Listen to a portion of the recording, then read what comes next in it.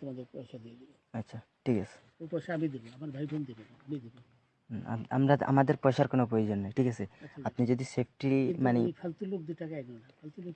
আমি এই দেশে এত কষ্ট করে এসেছি কি বাংলাদেশে ফেরত যাওয়ার জন্য? জি না জি না। ওরা জানে না। আচ্ছা ঠিক আছে। বিচারপতি শামসুদ্দিন চৌধুরী মানিক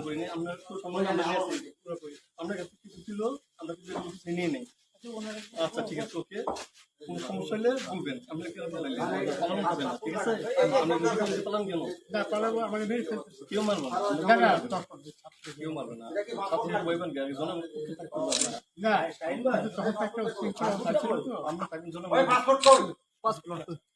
পাসপোর্ট ওই ব্যাগের ভিতরে দেখেন তো আছে কিনা, পাসপোর্ট ওইটা নিয়ে আমি ই করতেছি নাকি? পাসপোর্ট তো হারিয়ে গেছে বলছে। তোমরা কাপড় লাগাও না,